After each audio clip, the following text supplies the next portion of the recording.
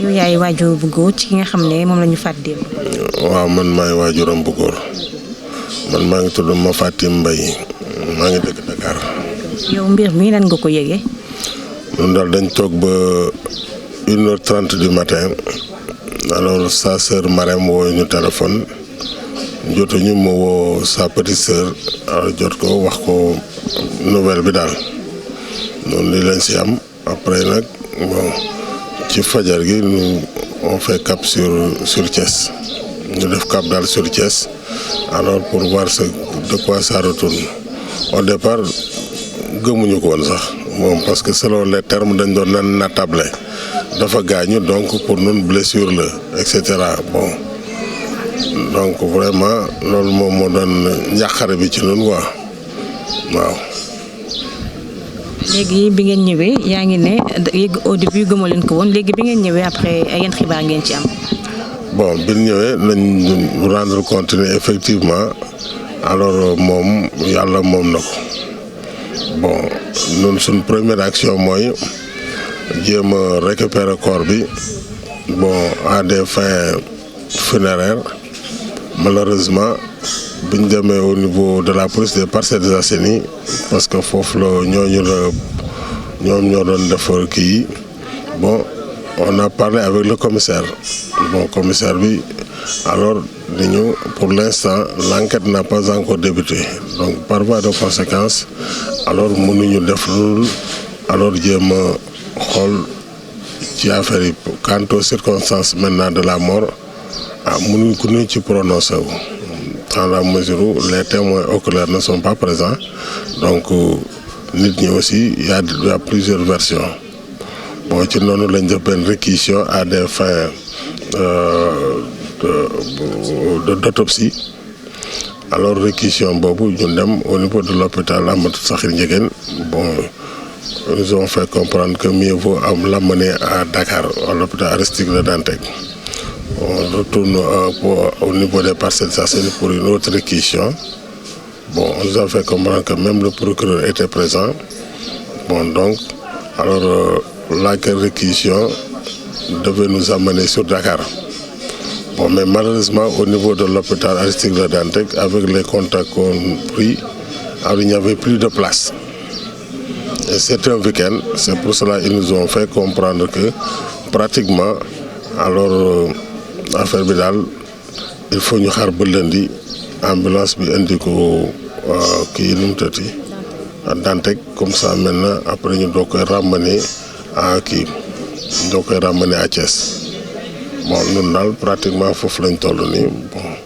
nit ñi nag y a des supputations à gauche à droite nii la naa la et cetera mais tant que amuloo lu concret tant que amuloo des témoins oculaires yoo xam ni ñoom ñoo fekkee scène bi mënuloo wax ni nii ak nii la demee donc comme problème bi aussi bon même nous le corps ne nous appartient pas parce que le corps appartient actuellement au procureur bon donc pratiquement il va falloir que genre de mort bi génn noonu nu doog a mën a ni donc lii ak lii la ñoom doog ci mën ndox mais nag les gens racontent à gauche à droite nii la demee naa la demee et cetera mais daal pratiquement daal concrètement daal loolu moom moo nekk daal.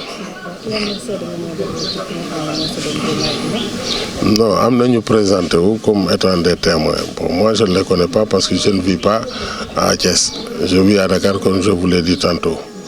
donc am na ñoo xam ni ñëw nañ bon nee nañ ñoom ils peuvent mën nañ constituer comme témoin bon suñ defee appel à témoin ils vont venir témoigner et dire ce qu'ils ont vu et ce qu'ils ont su bon nous leur disons vous êtes les bienvenus bon pour l'instant mais avant de s'occuper de ça pour nous il nous faut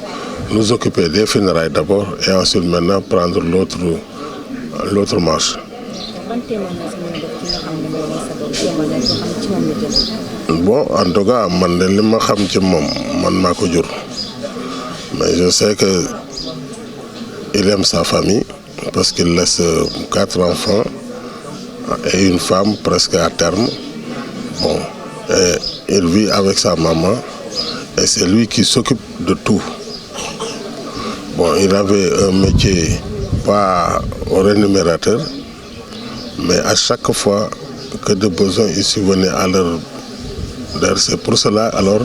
il venait rarement me rendre visite à Dakar. Rare. Bon, parce que pratiquement, il était tellement pris ici que même la veille de la Tabaski, il m'a envoyé de l'argent et il m'a dit que cette fois-ci, il faudra venir après la Tabaski. Bon, parce que j'ai ta nostalgie, etc. Bon, ça, je sais. Même quand l'affaire est arrivée, c'est un boulanger. Alors, dafa demoon yóbbu farine ñëw toog ñu waat ko ni ko manqué na xorom mu dem wut 25 kilos xorom alors teg ko ci Jakarta bi di dem pour livrer ko fële ci boulangerie bi ci noonu la ko événement yooyu dalee dal.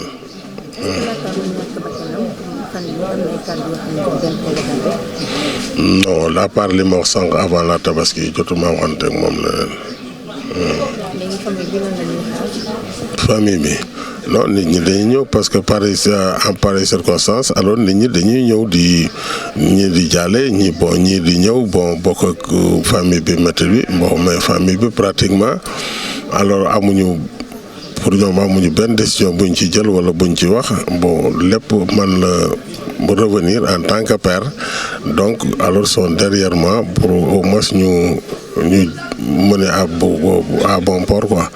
Bon, mais ce qu'il faut remarquer aussi, je sais que les jeunes du quartier, bon, les responsables du quartier aussi sont derrière, alors et tous pratiquement réclament justice. Bon, mais je leur ai fait comprendre que actuellement le problème est entre les mains de la justice et par voie de conséquence, alors il va falloir obtempérer alors pour voir ce que cela va donner. Bon, mais en pareille circonstance, c'est aventureux, bon, par exemple, d'aller chercher noise à quelqu'un ou bien accuser quelqu'un gratuitement sans pour autant avoir la preuve. Et que même si on avait la preuve, on ne peut pas faire justice nous-mêmes. Donc il faut tout remettre aux mains de la justice et être serein et veiller.